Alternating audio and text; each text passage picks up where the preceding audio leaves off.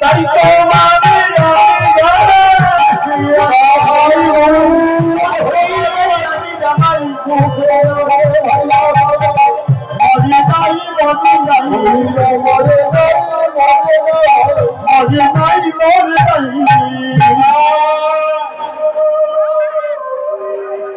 নিমাই তুই কি বলছিস?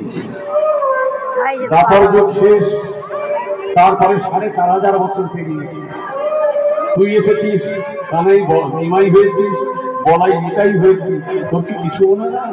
হ্যাঁ, উনি সে যে মারা গেছে দাপর যুগ, এমন কথা বলছি। এমন সময় মহাপ্রভু একেবারে উঠে দাঁড়িয়ে দাদার বক্ষস্থল থেকে ছেড়ে দিয়ে সরে এসেছে, দাদার মুখে ছিল, সরে এসে উঠে দাঁড়িয়ে একেবারে সেই ব্রজভাব অবলম্বন করেছে। যেমন করে ব্রজধামে গোপবেশগুলো করে নবকৈশোর নটবরে অধরে মুরলী রয়ে দিবঙ্গ বন্ধু মোঠামে মুরলী বাজাতেন, বংশী বাজাতেন, বেনু বাজাতেন। আজকে ঠিক তেমন নিমাই এই মুরলী হাতে নাই, কিন্তু ভাবটা সেই মুরলীর মতো হয়েছে, সেই কৃষ্ণ ভাবে বিভাবিত। বৈষ্ণব কবি বললেন, শোনো তো, আজকে যে গোড়া দেখছো, গোড়া নাই। আজকে যে গোড়াকে তোমরা দেখছো, গোড়ার গোড়া নাই।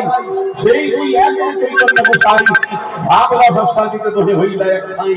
রাধা কৃষ্ণের মিলিত বিগ্রহ তরু, বাহিরে রাধা ভাব, অন্তরে কৃষ্ণ ভাব, সেই অন্তরঙ্গ ভাবে বিভাবিত। আজকের মনে পড়েছে বৃন্দাবন লীলা, তাই আজকের এমন করে ভঙ্গ অন্তর দাঁড়িয়েছে। বৈষ্ণব কবি কলম লিখে দিলেন, কি বললেন? বৃন্দাবন